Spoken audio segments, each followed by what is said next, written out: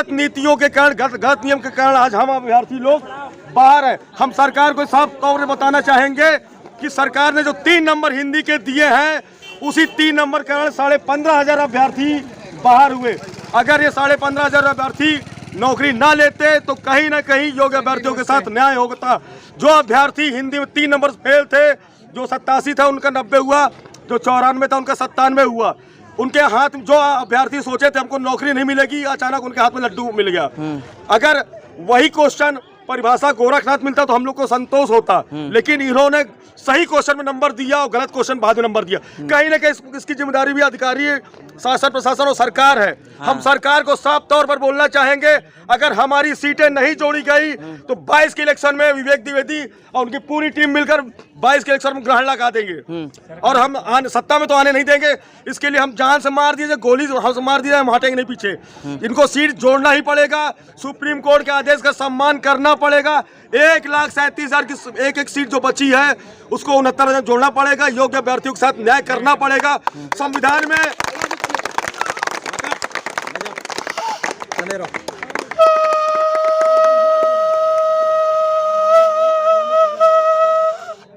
बाबा जी कहाँ से आए? लगता है पूजा उजा कर क्या है, बड़ा चंदन वंदन लगा के आए। कहाँ से आए हैं?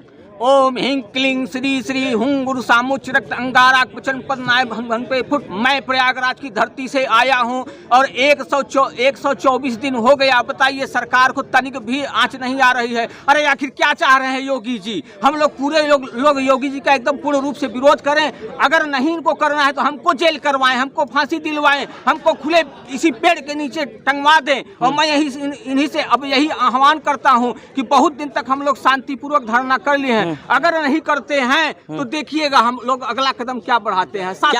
नहीं क्या लगता है कि प्रशासन की एक रणनीति भी हो सकती है, क्योंकि 2022 के जो चुनाव हैं वो करीब हैं। ऐसा हो सकता है कि जब चुनाव करीब आए तब नियुक्ति दी जाए, जिसके कारण से वो ये पॉइंट बना सके कि रोजगार मिला है लोगों को। तो इनको आके मीडिया के सामने माननीय मुख्यमंत्री जी को कहना चाहिए, अब इनके सचिव जो हैं ये बात कहें। हम लोगों को आश्वासन है तब तो समझ में आ रहा है कमेटी गठित की हो। कमेटी ये कितने दिन तक कमेटी गठेगी? अरे 1-2 दिन का काम है, इनको जल्द से जल्द इस पे डिसीजन लेना चाहिए।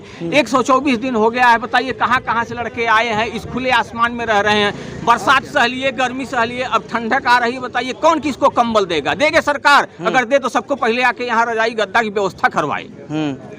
और हमको कुछ नहीं चाहिए, बस हमको 22,000 सीटें जोड़ के और नियुक्ति दें। हम लोग योग्य लोग हैं और स्कूलों में जाके जो नौनिहाल बच्चे आ रहे हैं उनकी सेवा करें, अच्छी शिक्षा दें, अच्छी व्यवस्था चलाएं। धन्यवाद। देखिए तमाम लोग यहाँ पे हैं और जो लगातार बैठे हुए हैं, ये बात कर रहे हैं इन भाई साहब से। कल ये भी थे। ये बताइए, आज बात करने जा रहे हैं, वार्तालाप करने जा रहे हैं प्रशासन से। क्या लगता है कि इस बार आपका जो वार्तालाप है वो सफल रहेगा? वार्तालाप तो कई महीनों से, सदियों से हो रहा है। वार्तालाप से तो हमें कुछ हासिल नहीं हुआ है। हासिल होगा तो हमें कुछ करने से हासिल होगा। ऊब चुके हैं वार्तालाप से? ऊब चुके हैं, क्या थक चुके हैं और मरने की कगार पर हैं। न जाने कब लाशें तब्दील हो जाएंगी यहाँ पे। कुछ पता ही नहीं चल रहा है क्या हो रहा है। आश्वासन पे आश्वासन मिलते जा रहे हैं, लेकिन न तो प्रमाण में कुछ मिला है, न लिखित में मिला है, न मीडिया से मिला है।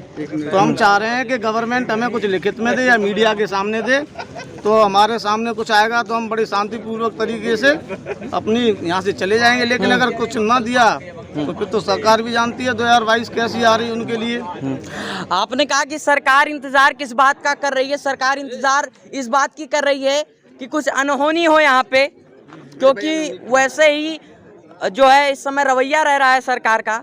और आप लोग से जिस बेरुखी से बात कर रही है सरकार, क्या लग रहा है सरकार यही चाह रही है, फिर संवेदनाएं बटोरने के लिए आएगी? देखिए, पहले तो आपको चैनल को मैं धन्यवाद देता हूं।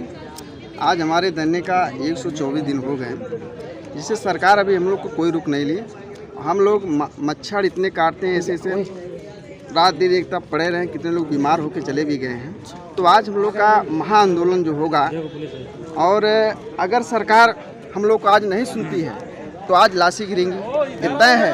हम लोग अपनी मांगों पे अड़े हैं, हम अपनी मांग लेके जाएंगे और योगी जी से यही कहेंगे कि भाई हम लोग क्या है, योग्य है, आपके मानक के अनुसार पास हैं। हमने कोई ऐसी चीज़ नहीं है, इसलिए हम लोग को सीटें जुड़ी जाए, हम लोग को भी विद्यालय में भेजा जाए, हम लोग योग्य हैं। बस इतना ही हम कहना चाहते हैं। ये देखिए यहाँ पे प्रशासन के जो लोग हैं वो पहुँच रहे हैं वार्तालाप करने के लिए। और आइए और कुछ लोगों से बात करते हैं। तमाम लेडीज़ भी हमारे साथ में यहाँ पे हैं। आइए इनसे बात करते हैं। भैया ये कहाँ से आप? प्रशासन की तरफ से हैं आप? नहीं, आंदोलन से हैं। कहाँ से? अच्छा, कहाँ से?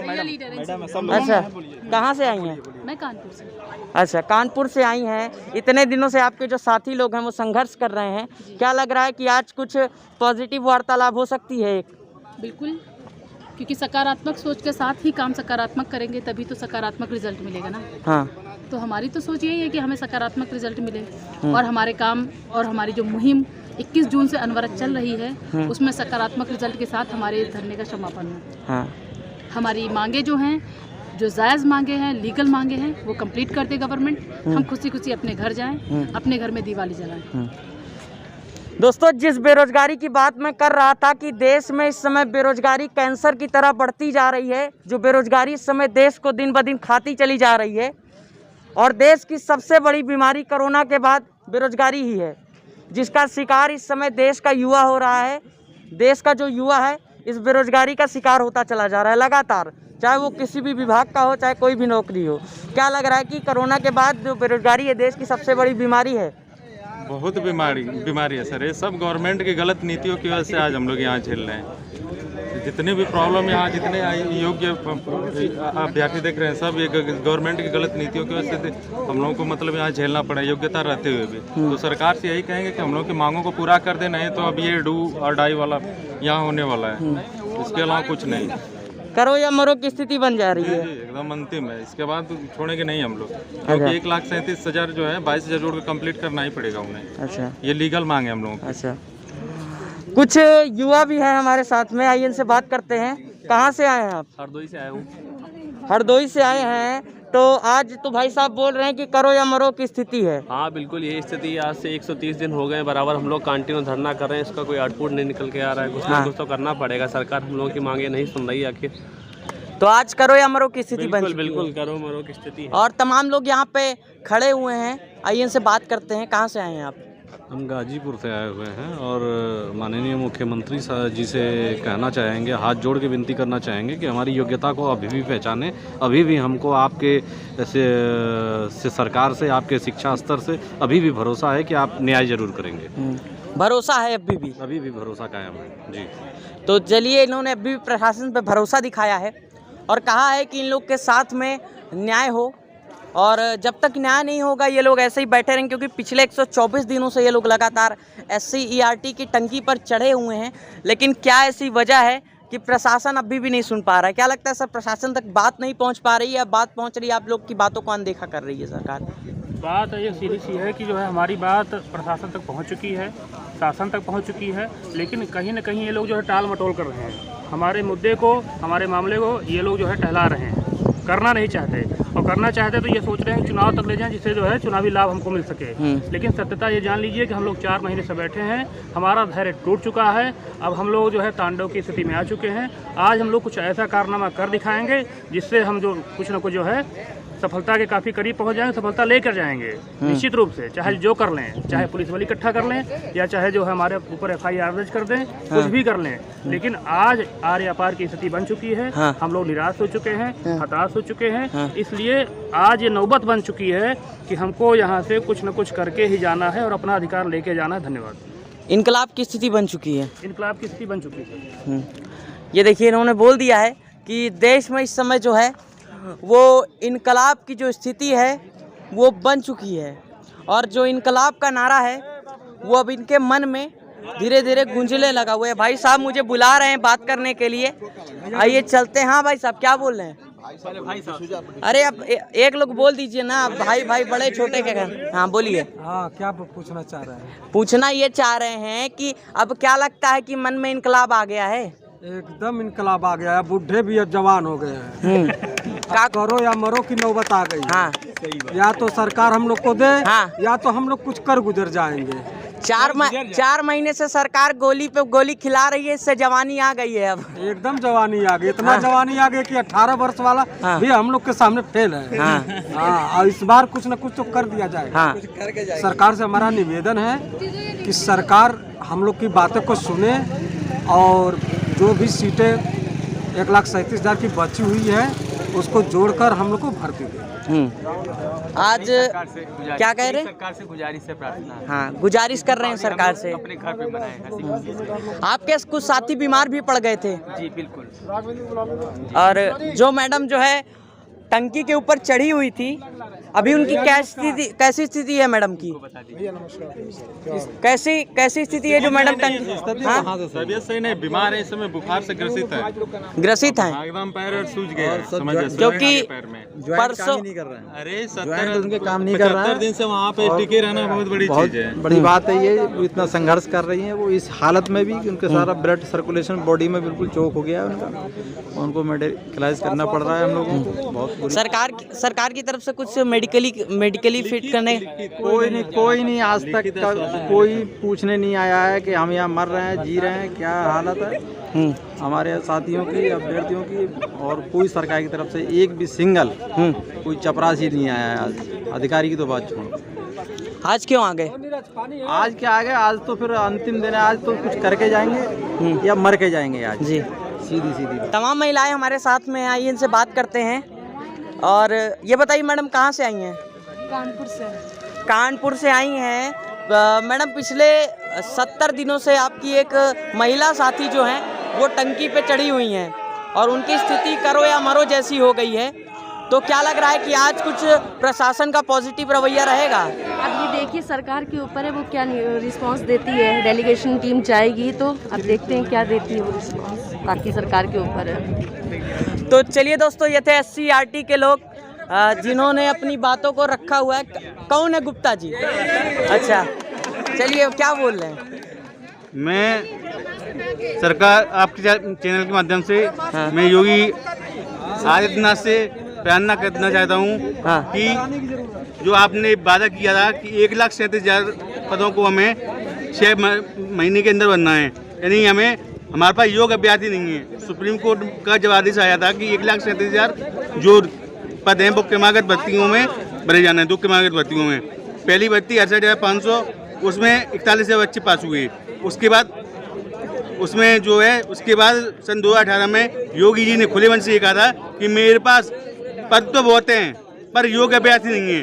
अब उनके पास योग्य अभ्यर्थी भी हैं और पद भी हैं। अब उनसे हम ये रिक्वेस्ट करते हैं, आपके बेटे समान है हम लोग, आपके जो ये सब भाई बहन हैं। क्या उम्र है आपकी?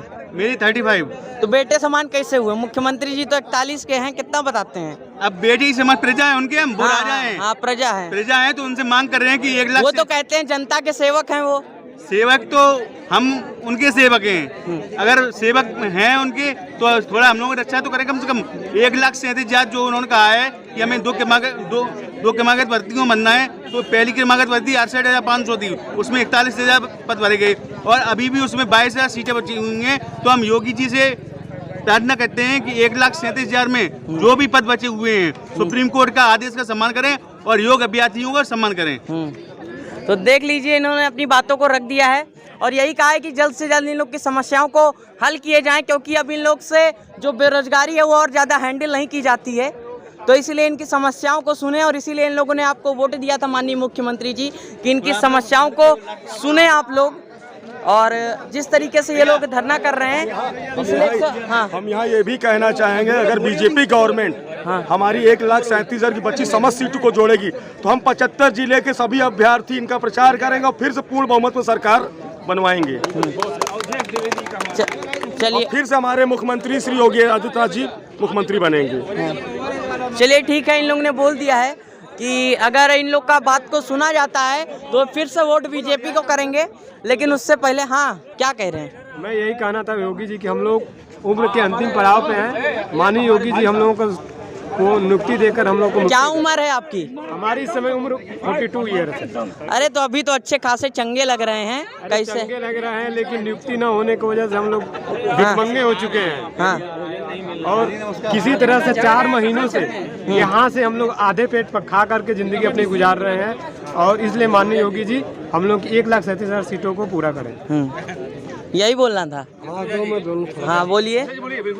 मैं मुख्यमंत्री